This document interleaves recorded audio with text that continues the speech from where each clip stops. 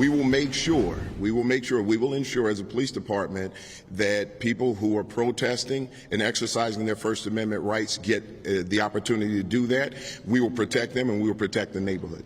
So this is going to be a difficult balance. It's really going to be a story on the outside, something to watch, and we'll see what happens with the delegates on the inside, whether or not some of them join the voices that will be on the streets of Chicago. There are huge protests planned for this city. There are hundreds of officers from outside agencies that will join Chicago police in the streets. They got protective gates set up around critical buildings, business owners boarding up storefronts in the area. Garry McCarthy is the former Chicago police superintendent. He left that position in 2015, and 9 years later, he is here to see how his city does. And Garry, good morning to you. Good morning, Bill. The protest groups are coming in from all over. It seems that they do have a common theme, and that is they're against this war in Gaza as it continues. It's an amazing thing, by the way, to see at a public convention, a political convention, I should say, here in Chicago, and you have two significant wars that could go sideways at any moment. How is the city getting ready to allow the permitting for the protesters, but also control them so they don't take things over? I really like the way you phrased that, because during the NATO summit, a woman asked me if we were going to use tear gas to control the crowd. And I said, only if you can explain to me how tear gas controls a crowd, sends a crowd in all different directions. They've been ramping up for months. The key to this is we know that there's people coming here to disrupt things. We know there's bad actors coming. There's even information that they've been funded from people overseas, like Iran and Hezbollah and Hamas. So the fact is, there are going to be confrontations. The best thing that they could do is get them out of the crowd. You don't wade completely into a crowd with horses and things like that. What you do is you extract the bad actors, get them away, and not let everybody else go the same fashion. So it's not about what you've seen in the past with horses and tear gas and nightsticks.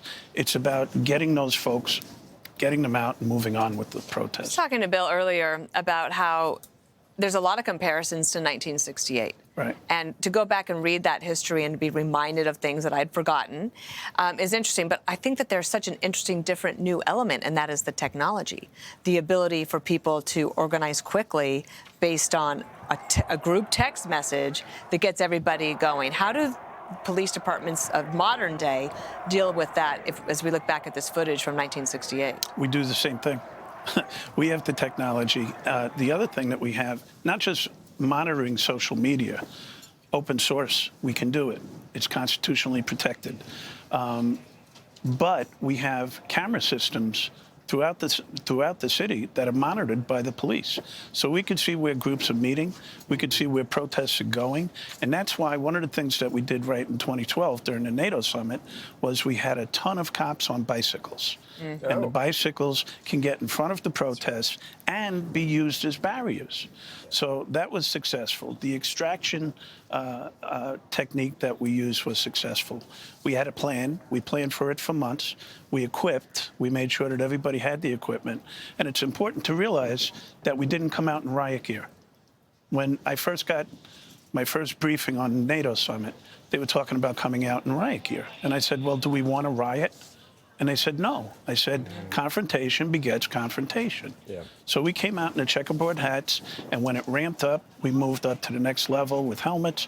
Then when it got a little bit crazier, that's when we came in with the riot gear. Here's the problem. Axios, one House Democrat telling Axios they are, quote, very concerned about their personal security, and that, of course, other lawmakers are as well.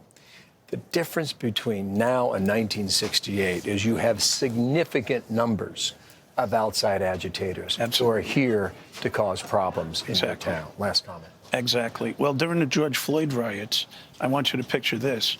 In Wilmington, Delaware, my buddy Bob Tracy, who was the chief there at the time, was locking up people from Eugene, Oregon. Now, if you're from Eugene, Oregon, you're not going to go to Wilmington, Delaware. They come in teams. One guy breaks glass, one guy agitates the crowd, one guy agitates the police, another guy spray paints. They are more organized than people actually realize. Oh, we've listened. And they are well funded. You don't need to tell us. They are well funded. We've seen it all over New York City now for 4+ years. Garry, thank you for your time. Pleasure. We appreciate you, and it's great to meet you in person. Nice to meet you. Thank you. Thanks for coming on the show. Thanks for having me.